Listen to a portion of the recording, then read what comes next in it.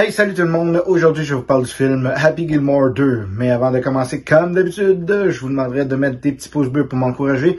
Abonnez-vous si vous voulez. N'oubliez pas d'activer la petite cloche pour avoir les prochaines notifications sur les prochaines vidéos, prochaines critiques que je vais faire. Et puis, c'est gratuit, ça aide la chaîne, ça m'aide aussi, puis ça prend 33 secondes, et puis c'est fait. Donc, je vous remercie. Et puis, là-dessus, on passe au film du jour, Happy Gilmore 2. Mais même quand on est au sommet de son art, on peut toujours se planter.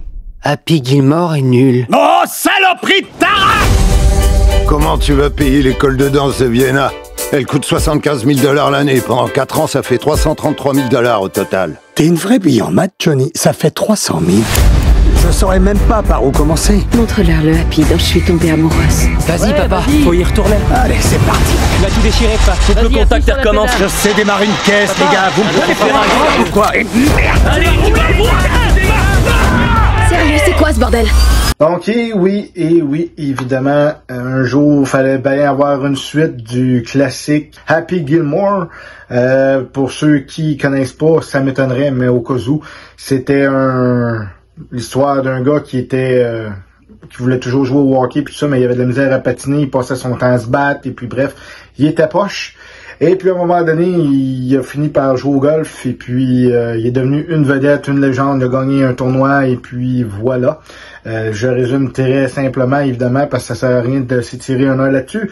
Le deuxième, ben évidemment, au début du film, on voit toute sa vie, mettons, entre le premier à venir à aujourd'hui. C'est quasiment 30 ans d'histoire, si on peut dire. Ça fait quand même longtemps. Et donc, on voit, c'est ça, les 30 ans de sa vie, si on peut dire, qu'est-ce qui est arrivé entre 1996, quand il a gagné le tournoi, et jusqu'à aujourd'hui.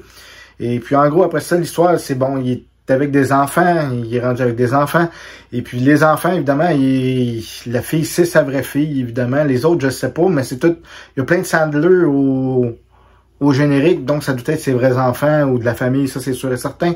Et puis, bref, il veut envoyer sa fille dans une école de danse à l'Opéra de Paris. Et puis ça, il prend de l'argent, il décide de se remettre au golf après des années à pas avoir joué par rapport à un petit punch que je vous dirai pas.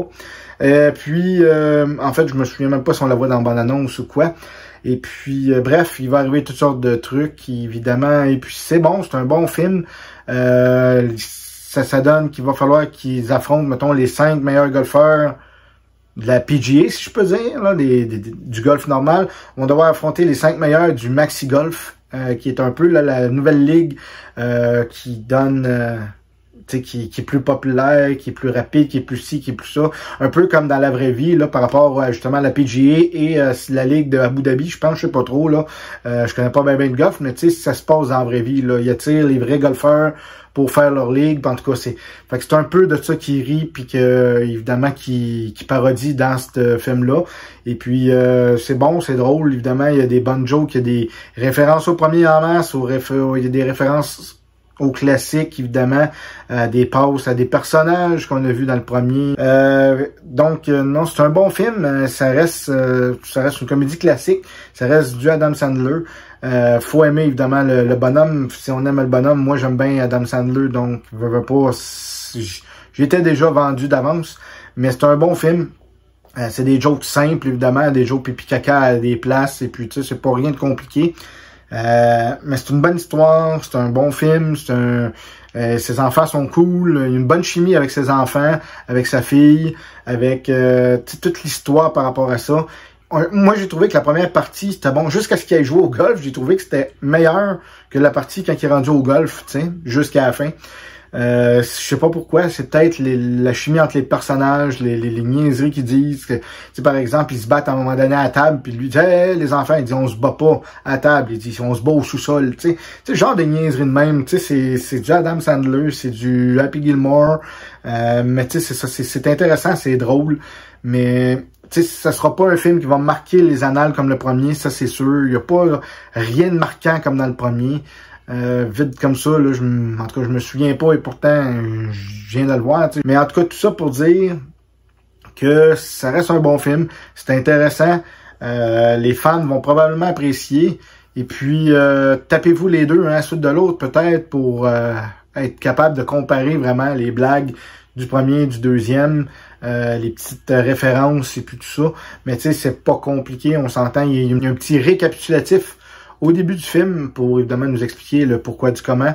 Puis non, c'est bon, c'est intéressant comme je dis, mais après ça, une fois qu'on l'a vu, on passe à autre chose. Puis je pense pas qu'il va y avoir des scènes cultes qu'on va répéter comme la fameuse scène, la bagarre avec Bob Backer, ou quand il frappe son caddie puis il bat son caddie dans le premier film. Il y a des références à ça dans le deuxième, évidemment, parce que veut pas. Ça a marqué les esprits, hein. On veut pas oublier ça, on veut pas oublier les fans de la première heure, mais sinon, pour ça, là, je veux dire, c'est pas un film qui va rester dans les annales, mais c'est un bon divertissement pareil. Donc, pour le film Happy Gilmore 2, je lui donne la note de 7 sur 10. Et puis, ça reste de Adam Sandler, comme je dis, donc c'est pas un humour vraiment intellectuel, mais c'est drôle, c'est bon. Les personnages sont attachants. Adam Sandler est toujours attachant aussi dans son rôle quand il est dépressif au début du film. Non, c'est vraiment intéressant. On regarde le film, on se laisse transporter par ça. Puis, je veux dire, comme je dis, ça fait passer une bonne soirée. Donc, comme d'habitude, laissez dans les commentaires ce que vous avez aimé, pas aimé du film. Et puis, je répète, mais laissez des petits pouces bleus pour m'encourager. N'oubliez pas de vous abonner si vous voulez. N'oubliez pas non plus d'activer la petite cloche pour avoir les prochaines notifications sur les prochaines critiques, prochaines vidéos que je vais faire. Et puis, ça prend 2 secondes, c'est gratuit, puis ça l'aide la chaîne. Donc, merci beaucoup. Et puis là-dessus, je vous souhaite une bonne journée et puis un bon film. Salut tout le monde! C'est l'endroit parfait où je vais me réfugier. Il faut que tu trouves le tien.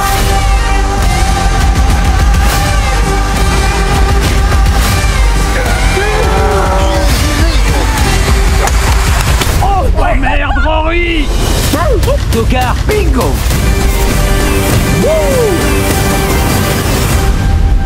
Tu m'as volé ma vie. Réfléchis un peu. Pourquoi je voudrais voler la vie d'un type qui a la vie la plus merdique qu'on ait jamais vue dans toute l'histoire des vies merdiques?